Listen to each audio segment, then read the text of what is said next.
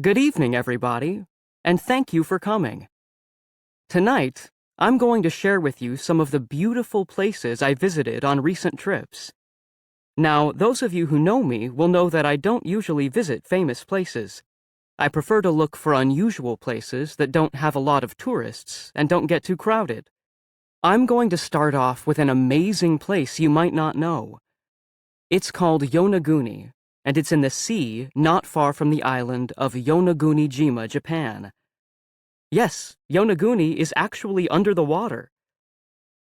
So, the Yonaguni site is an area of rocks not far under the water. And you are probably thinking, well, there's nothing unusual about that. But this place is special because many of the rocks have straight faces and edges. They look like walls, roads, even steps. In short, there are many parts of Yonaguni that look man-made. Other parts look like natural rocks that people worked on with tools. A local diver found Yonaguni in 1986, and many scientists are still studying the rocks. They have many different opinions about the site.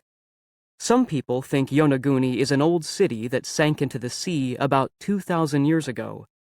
They say that there is even some writing and painting on some of the rocks. Other people find this hard to believe.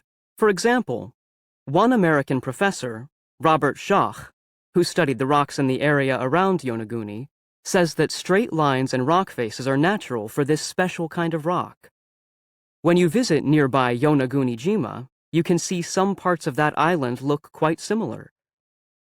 Still, that didn't change how I felt when I was in that quiet world under the sea.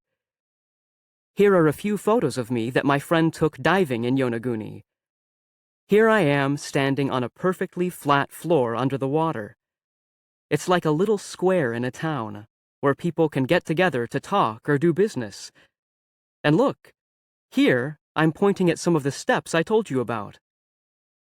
Now, some people don't agree with the scientists who say this is all natural. Masaki Kimura, a Japanese professor, spends a lot of time diving and studying the rocks at Yonaguni. Professor Kimura believes that the site is around 5,000 years old.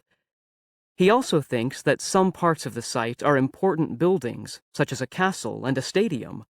An interesting point is that, when Kimura first visited Yonaguni, he believed the site was natural.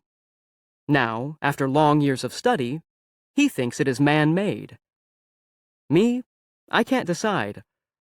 All I can tell you is that, when you are standing there in the blue light of the sea, you can certainly imagine people living their lives in this place a long, long time ago.